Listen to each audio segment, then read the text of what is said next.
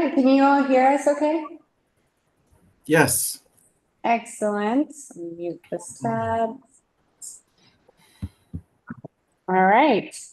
So it is June 25th at 4:01 p.m. and we have our utilities committee meeting.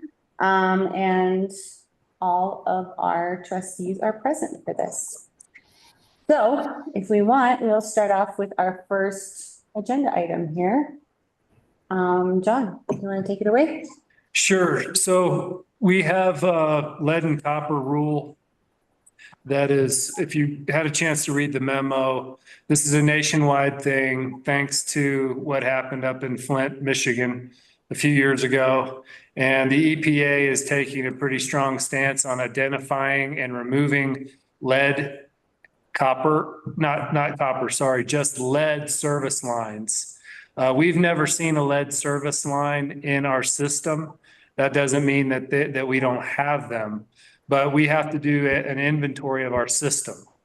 And our customers can actually self-conduct the inventory by going in their crawl space and doing the test, which would save us a lot of legwork of Steve or someone else from the Public Works Department having to contact people and actually access their crawl spaces to verify that material.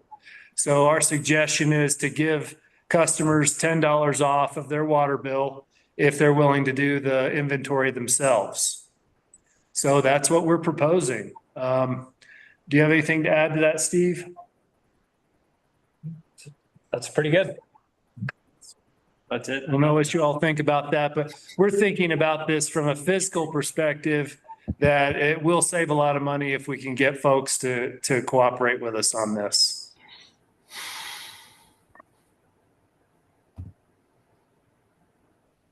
I get it. Because otherwise we would have to go in and see what is lead. So it's either like we give a discount or we have to go do it. Okay. Yeah, that makes sense. So $10 is probably, we could make it 20 and we'd probably get a much higher percentage because $10 isn't, most people don't think of $10 as being worth bothering with these days, but we could start with that. Or, if you have a suggestion, we thought $5 to $10, but then I was like, you know what, it's well worth 10 and it's really worth more than 20 to us probably. But 10 is probably reasonable unless you all think we should go higher or lower. I like 20. 20?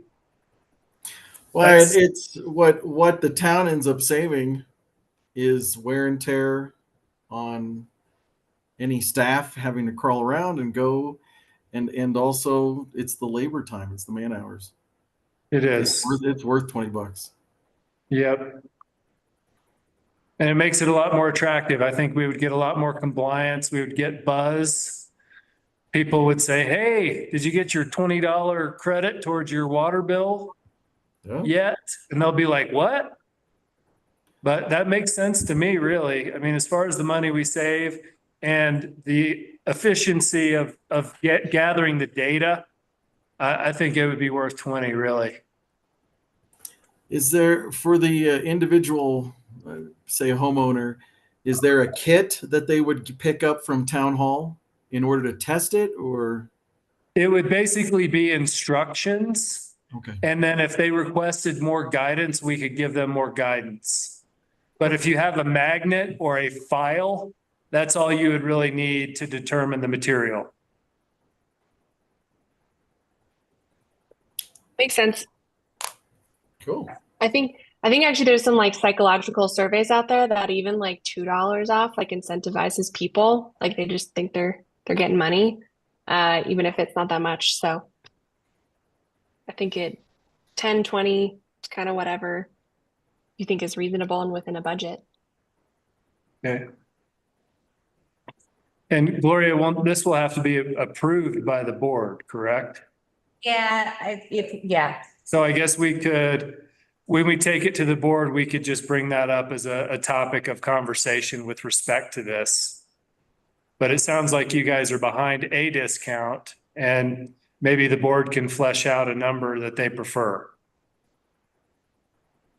What do you think the adoption rate will be like? Let's say half the town does this, half the town does not. Do you still have to go into the other half of town that doesn't and look, or like just trying to think about the cost of that? We have to make a strong effort to do as much of the town as possible. And in the future, now the deadline for this first round of data is in October, but it's not over yet. They're probably going to have a second phase of this where they might want 90% or 95 or eventually 100% as they did years ago with the backflow prevention program, which now we're required to have 100% compliance with backflow prevention. Right. So we're expecting a more rigorous regulation as time goes by. So if we can get more, if we can get it this year and we get 75, 80% and we turn that in, they might come back and say, we want more, or they might come back to all systems and say, we want this percentage, and that's the regulation. So what we will try to do is get as many as we possibly can. And some of our customers have homes here that we don't have good data for. So we have a billing address. And in the past, I've reached out to some of these people that the only contact information we have is a billing address. And I've sent them letters about their water meter and have not received a response. So there may be some that the only way we can really verify it is by digging it up at the actual curb valve. And the EPA may require that at some point, but they're not requiring it at this round. So I think that our best effort is going to be good enough. But what we're trying to do is be proactive, be efficient, and give them as much data as we can. The folks supporting us in this, there's a group that supports, municipalities with this effort. They anticipate potholing in the future or digging up to verify on the ones that are not verified. So, and obviously that will get very expensive if we have to go to each service connection that's not verified and dig it up. Mm-hmm. Especially with our pipes, most of them being 8 feet deep. It's going to take, it's going to be a day to a day and a half of work for each one, operating a backhoe and 2 to 3 employees there the whole time. Locates, yeah. Do you have any idea how many meters we have, John? 595. Yeah, so if like half of them participated in this at $20, it's like $8,000. Yeah. It's not an insignificant amount of money. Yeah. But what are we getting for that money? Yeah. Right. That's the way I look at it. Yeah. Right. I think it's a good value.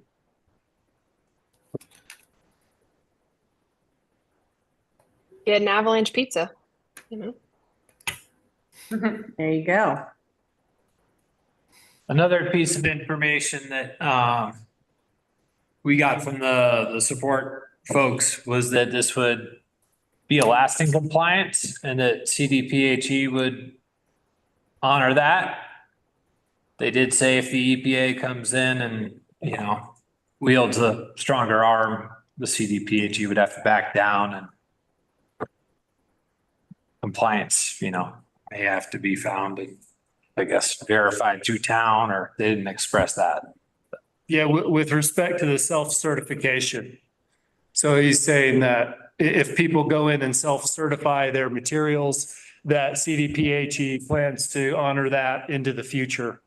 But EPA is above the state health department with respect to regulatory authority.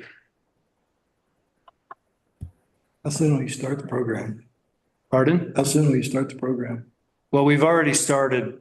We've got the groundwork laid and we're ready to start going into foundations now. So we, as you know, we have a you may not know off the top of your head, but we have a big USDA collection system deadline coming up on July 1st, which we're ready. We're going to meet that deadline, but we've been working on that. So we're hoping to get past the 4th of July, and then we're going to go into this lead and copper service inventory in earnest. But we've got the foundation laid. We've got all of our customer lists organized, and we'll be sending out. Steve's actually drafted a letter to send to our customers, and it has a QR code on it.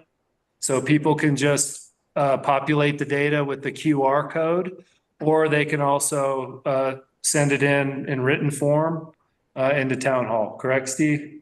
We can Correct. They we'll have can- forms at town hall. Yes, they could pick up a hard copy at town hall or use the QR code.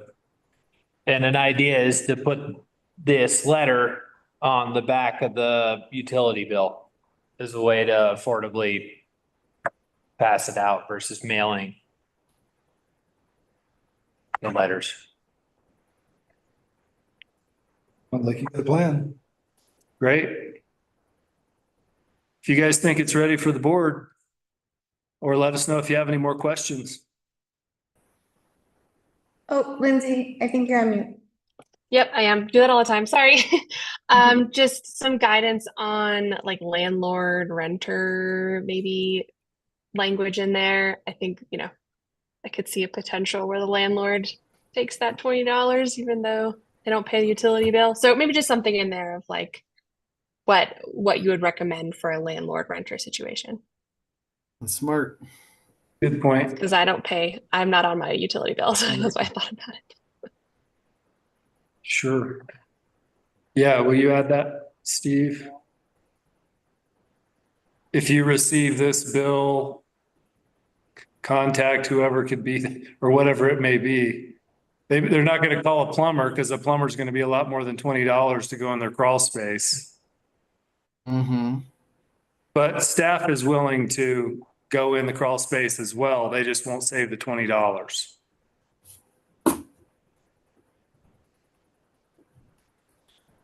Or the individual only gets the rebate once they've turned in their survey to town hall. Correct. Yeah. Or via the QR code. Correct. They can pull up the QR code and then just populate it on their phone, and then we'll have it theoretically digitally, and we can credit their account. Yeah, it's just like if you're a landlord and you don't live here, encourage your renter to do this or, contact the city or something. Right. Right.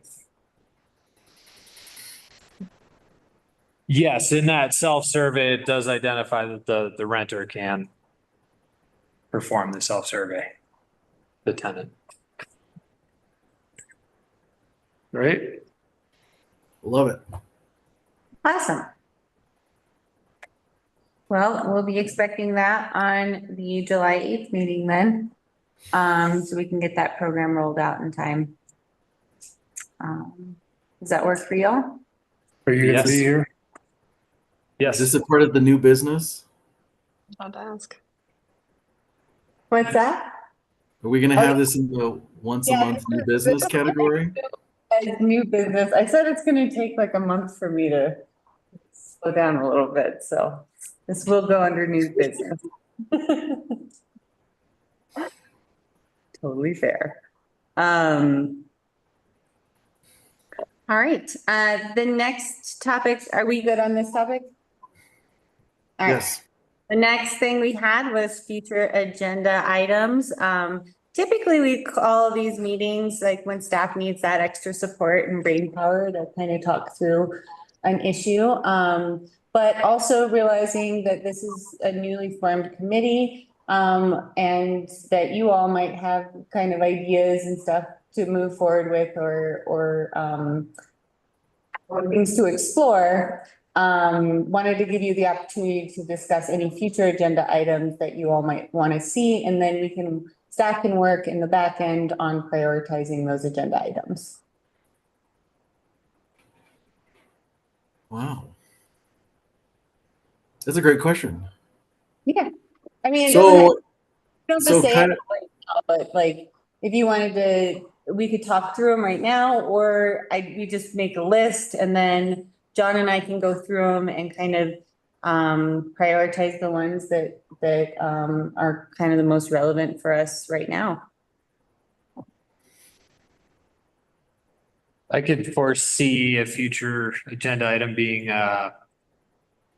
metering and what kind of investment to put into meters. Mhm. I think at some point, yeah, they do need to get versed on what our meter situation is, huh? So we have in the most recent run, there was 558 meters, 271 did not read, which likely due to age for many of them, just knowing the buildings that they're in. And then some, it's going to be new builds and troubleshooting. Say the metal skirting could be interfering. The direction of the antenna could be interfering with the read. But it's not an insignificant amount of money. It's $300-400 a meter. So if you need 200 meters, that's a chunk of change. But so I guess it would be sort of, yeah, where do we stand on that? We will definitely be talking about rates again. As soon as we complete our rate study, which I am pushing for August, hard stop in August. Because that will be a full year that we've been working with them, so. Mhm.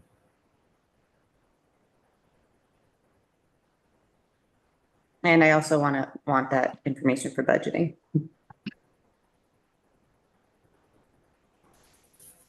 Cool. I have a dumb question. The conversation that I had with regards to the curbing and the stop sign, would that be ordinance subcommittee conversation, or would that be a utility conversation? Or would that fall under D, none of the above conversation? Are you talking about the paint on the curb? Yeah, just our conversation on the street. Yeah, yeah, well, we've got that on the to-do list for sure, so I was just gonna do it. No, I know. I'm just thinking of examples of things we can be thinking about for Streets either would fall under this committee. Sure, yeah. Yeah, streets would fall under this committee. cool. And Okay. curbs Okay. and stormwater. Neat. Thank you. I was trying to think of other examples. Yeah, water, sewer, streets. There's been a lot of talk about water supply. Mhm. And we haven't rolled this out yet, but we have applied for a grant for a leak detection system that is in situ and part of our fire hydrants. Basically, we'd be replacing our fire hydrant caps with correlators, which are leak detectors that are connected to Wi-Fi, and they will listen for leaks in real time, essentially, and be able to tell us where leaks are so we could fix them immediately. And the total cost was around $110,000 to install them and for 10 years of service to them. So you subscribe to this service and then their system will alert you when you have a leak and where it is. And we're hoping to get full grant money for this project. It's a technology and infrastructure grant. But we don't know what it's going to look like. It's a new program. But this is something that could be a game changer for our water supply in the future. Because if we can stop, leaks are probably one of our main problems with supply. If we get a leak and it's 50 gallons a minute and we can't find it, which they can be very difficult to find, then that's 50 gallons a minute that we don't have for usage. And we had one last year that we found the leak detector that we hired out of Grand Junction, who isn't free. He said he found it by accident. It wasn't where we thought it was. And it was about 50 gallons a minute. And it leaked like that for 11 months. If we have 2 such leaks, then it can compromise our water supply, especially if we have a fire. So we're really trying to get that moving along. And just so you guys are hearing about it first, if we don't get grant money for it, then we'll be pursuing other funds to do that as well, which may require a match. But I think that we can sell this to the board and the community as something that would be a game changer for our water supply. So I'd put that one on the list. Have you talked to other municipalities that have this system? We have, yep, several. Pleased with it? Yep. And the technology was first piloted about 10 years ago. So it's new, but most water systems use it to save money. Okay. Because they're losing millions of gallons in the ground, and that's revenue for them. For Silverton, it's about saving our water supply and making sure that we have enough water for consumption and firefighting at any given time. Is this a federal or a state grant? What is it, Steve? State grant. It's called SIPA, SIPA, and I don't know the State Internet Portal Authority. State Internet Portal Authority. Thanks. Yep.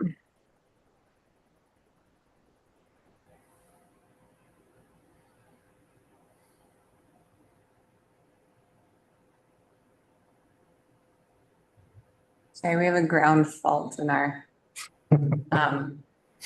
alarm system, so it just keeps going off randomly.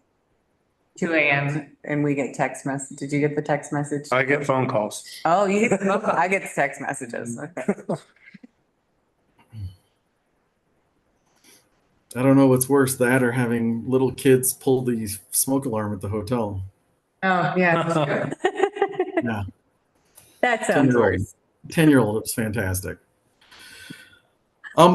Speaking about water, the intake over there at Mullis Lake, is that on the list about getting cleaned up and shoring up the above ground aqueduct, I guess? I mean, that's kind of what it looks like.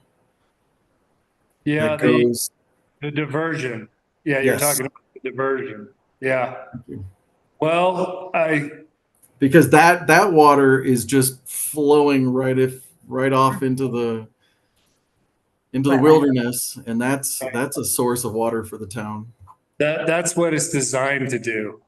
So if we don't spill water off into that wetland, then the Army Corps gets very upset with us because we have a specific type permit for that diversion.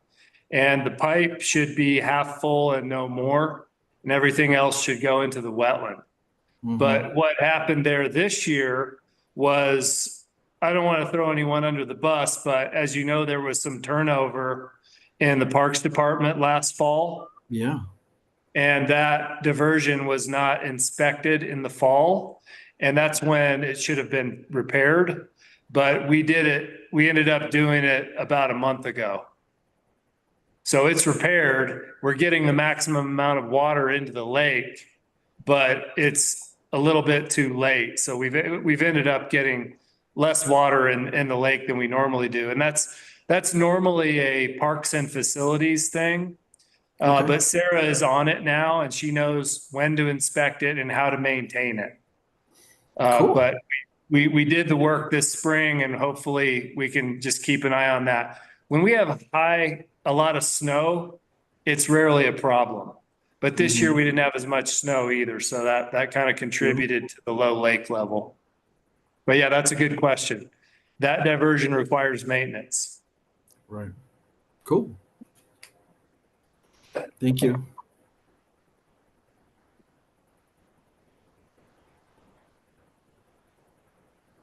Where were we, Gloria? Just talking through any future agenda items, so. Okay. And if we don't have any now, we can email them, as you think of them, or as, constituents talk to you all. And send them our way.